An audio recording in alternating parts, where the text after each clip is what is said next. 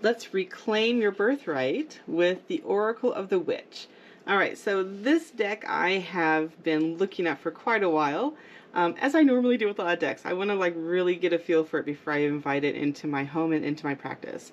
And this one, what got me, if it's with anybody else out there, is the red. Red is not my favorite color. It really does trigger me. It has just a really uncomfortable feeling for me that I don't really want to go into. But I went ahead and got the deck because I could not stop seeing it everywhere. The first time I saw it was at an expo that I had gone to, and someone was doing readings with it, and it was such an interesting deck. But again, the red, it was so uncomfortable for me. So I went ahead and ordered it, and here it is. So let's go ahead and open the deck and see what is inside. Okay, and one thing that I love is this John Dee kind of Elizabethan feel of the apothecary astrology-like artwork. It just has that or alchemy maybe is the right word I'm looking for. I love that they use this kind of art on the inside, so it's lots of fun. Okay, so the deck. The deck is in black, white, and red. And what I love about this deck so far is that it is not just a divination deck. This deck is going to have a simple oracle if you want to use it that way. But if you want to go a step deeper, it does have spell work. It has meditations. It has visualizations.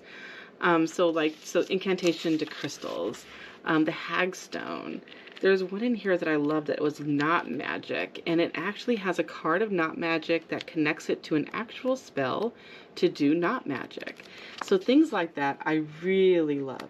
It just allows us to take a step deeper with our witchcraft if we want to use the oracle in our daily practice, which is something that I'm seeing more and more in decks, and I'm loving it.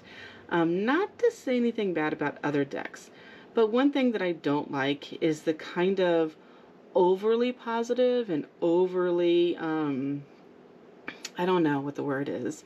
It doesn't have the balance that I'm looking for, because life is not always just so rosy and perfect. And so I want things that have that balance, that understands that we need to work through things.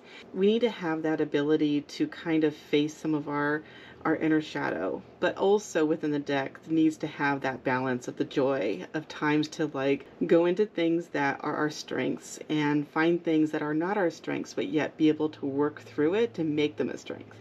And so this deck is one of those decks out there that is going to do that if you work with it in your daily practice, I think.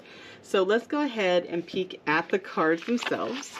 Okay, so as I said, the red is so difficult for me on this side, but this side is not that bad.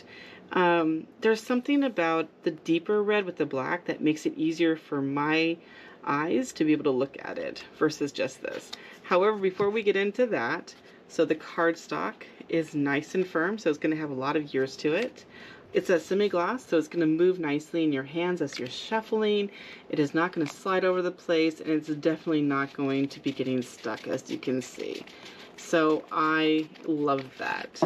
All right, so let me pull some cards. So some of these cards were a little dangerous, and so I pulled some that are more YouTube friendly. So let's go ahead and start with the cover. Herb Garden. Magical clothing. I love that. Midwife. Charms. Casting a circle. The old ones. Ancestors. Okay. Elemental magic. Magical tools. Horn god. Hagstone. Curses and remedies. Weather magic. Alright, so you can see that this deck literally has a come work with me kind of vibe to it. The moment that I opened it, I was so happy that I am pushing through my discomfort with red with this deck, and that I'm going to be exploring this deck, if not daily, weekly within my practice. So thanks for spending a few moments of your day with me and exploring the Oracle of the Witch, reclaiming your birthright.